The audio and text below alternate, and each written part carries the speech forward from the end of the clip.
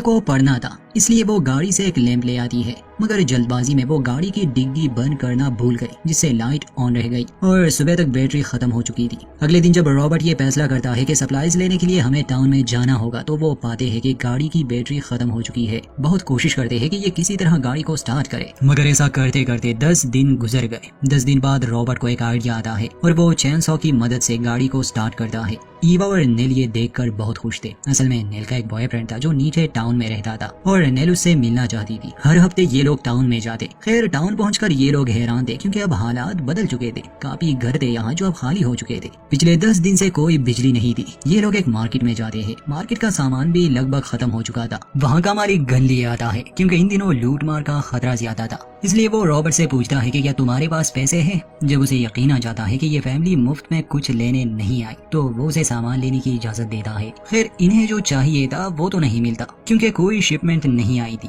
बाकी खाने का सामान ये लोग ले लेते हैं। यहाँ के मालिक का नाम स्टैन था। स्टैन इन्हें फ्री में कैंडल्स देता है। अब ईवा को अपने डांस क्लास में जाना था और नेल को अपने बॉयफ्रेंड से मिलना था। शाम को रॉबर्ट इन्हें लिए वापस घर चला जाएगा। गैस की शॉर्टेज थी। ये एक फ्यूल पंप के करीब रुकते हैं, मगर कुछ मोटरसाइकिल वाले इन्हें वहाँ से भगा देते हैं। नेल के बॉयफ्रेंड का नाम मैक्स था। वो नेल से प्यार करता था। शाम को नेल मैक्स के साथ ही होती थी। वो ड्रिंक करती है। रॉबर्ट और ईवा नेल को लिए वापस से अपने घर की तरफ रवाना होते हैं। ये रात का समय था और इन्हें रास्ते में एक गाड़ी मिली। दो लोग वहाँ खड़े थे। रॉबर्ट उनकी मदद करना चाहता था, मगर वो गन दिखाकर उसे जाने के लिए कहते हैं। बाहर के हालात देखकर रॉबर्ट ये फैसला करता है कि जब तक पावर नहीं आती ये लोग अपने घर को छोड़कर कहीं नहीं जाएंगे। ये बात नेल को अच्छी नहीं लगती। वो यहाँ कैद नहीं रहना चाहती थी, मगर रॉबर्ट समझ गया था कि अब बाहर खतरा है। 2 दिन बाद जब रॉबर्ट बाहर पेड़ काटने गया था, चेन सॉ में कोई खराबी आ जाती है, जिससे उसका पैर बुरी तरह से जख्मी हो गया। अपने पिता की चीखें सुनकर दोनों लड़कियां उसकी तरफ भागती है। बहुत घबरा जाती है, मगर वो उसकी कोई मदद नहीं कर सकती थी। ब्लड लॉस इतना होता है कि उसकी मौत वही हो गई। पिता को खोने पर ईवा और नेल बहुत रोते हैं।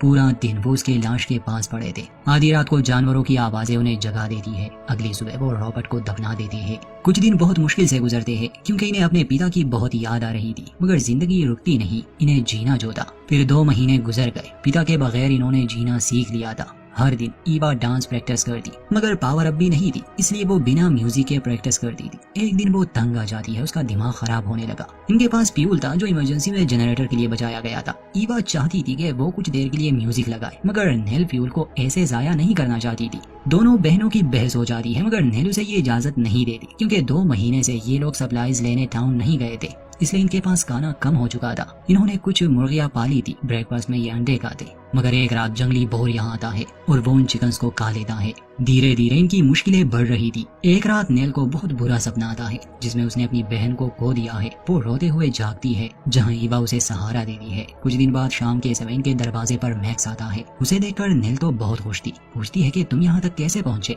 मैक्स बताता है कि अब टाउन के हालात खराब हो चुके हैं। कुछ अफवाहें चल रही है कि हम पर हमला हुआ है। टाउन के फिल्ट्रेशन सिस्टम में खराबी आ चुकी है, जिस वजह से पानी गंदा है और लोग बीमार हो चुके हैं, बल्कि काफी तो मर भी गए। तुम लोगों को मैंने 2 महीने से नहीं देखा। मुझे लगा तुम भी मर चुके हो। जब वो रॉबर्ट का पूछता है तो ईवा बता देती है कि वो एक हादसे में मारे गए। अब मैक्स इनके साथ ही रहने लगा था। नेल और मैक्स तो एक दूसरे से प्यार करते थे, इसलिए वो खुश थे। दोनों एक दूसरे के करीब भी आते थे, मगर ईवा को मैक्स पसंद नहीं था। एक दिन वो नेल से कहती है कि आखिर वो यहाँ कब तक हमारे साथ रहने वाला है। वो हमारा खाना खत्म कर रहा है। नेल अपनी बहन से पूछती है कि आखिर तुम उससे इतनी नफरत क्यों करती हो। इस पर ईवा जवाब देती है कि मुझे डर है कहीं तुम गलत कदम ना उठाओ। हम बच्चे को नहीं पाल सकते और साफ लग रहा है तुम दोनों एक दूसरे से मिल रहे हो। कुछ दिन बाद जब नेल और मैक्स जंगल में थे, तो मैक्स बताता है कि मैंने सुना है बोस्टन में पावर है, नेटवर्क है, फ्यूल है, वहाँ काम भी है, इसलिए मैं वहाँ जाना चाहता हूँ। वो नेल को ऑफर करता है कि तुम दोनों भी मेरे साथ जाओ, यहाँ कुछ नहीं है। ये बात सुनकर नेल को खुशी होती है। पूछती है कि ये सब तुमने पहले क्यों नहीं बताया। तो मैक्स कहता है कि मैं तुम्हें अच्छे से जानना चाहता था।